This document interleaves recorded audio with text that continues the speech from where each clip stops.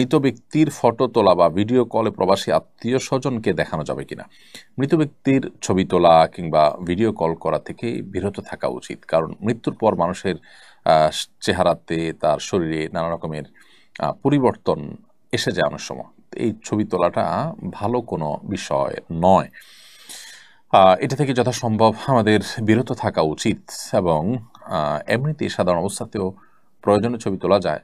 ছবি তোলার ব্যাপারে, ফটোগ্রাফির ব্যাপারে আমাদের যে মত পার্থক্য আছে, যে ডিজিটাল যে ছবি তোলা হয় মোবাইলে বা আমাদের বিভিন্ন ডিভাইসে যেটি থাকে, যেটি প্রিন্টেড নয়, সেটিকে অনেক একরাম জায়েজ বলেন। এবং জায়েজ হওয়ার মতটাকে আমাদের কাছে নানাভাবে যৌক্তিক এবং বেশি শক্তিশালী মনে হলেও এটি সতর্কতার পরিপন্থী যে প্রয়োজন ছাড়া আমরা ছবি তুলব, সেখানে মৃত ব্যক্তির ছবি তোলা বা ভিডিও করা তো অনুচিত। তবে একান্ত তার সন্তান দূরে আসতে পারছেন না, তাকে যদি আপনি লাইভ ভিডিওর মাধ্যমে, লাইভ কলের মাধ্যমে দেখাতে চান, এটা ভিন্ন বিষয়। তবে ছবি তোলা, বিশেষ করে তার অঙ্গ এবং চেহারা বিকৃত হয়ে যাওয়ার আশঙ্কা থাকলে না তোলা উচিত। এরপর প্রশ্ন হলো, মুহররম মাসের বিশেষ কোনো আমল আছে কিনা।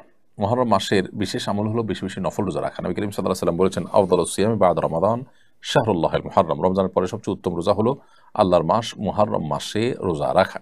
এই জন্য মুহররম মাসের স্পেশাল বা বিশেষ আমল হলো এই মাসে বেশি বেশি নফল রোজা রাখবো আমরা ইনশাআল্লাহ তাআলা। যার যতটুকু তৌফিক হলো 2, 4, 5, 10টা করে যে যতটুকু পারেন নফল রোজা রাখবেন এই মাসটি অলরেডি কয়েকদিন গত হয়ে গেছে, বাকি যে দিনগুলো আছে আমরা নফল রোজা রাখার চেষ্টা করব ইনশাআল্লাহ তাআলা। এটি হলো এই মাসের প্রধান আমল বা বিশেষ আমল। এর বাইরে এটি সম্মানিত 4 মাসের একটি সম্মানিত মাসের ভিতরে সবচেয়ে গুরুত্বপূর্ণ মাস হওয়ার কারণে সম্মানিত মাস রুটিন কাজগুলো, এবাদতগুলো, রুটিন ভালো কাজগুলোকে বিশেষ গুরুত্বের সাথে করা এবং পাপের কাছ থেকে বেঁচে থাকার জন্য বিশেষভাবে সচেষ্ট থাকা, সেটা আমরা অব্যাহত রাখবো ইনশাআল্লাহ তাআলা।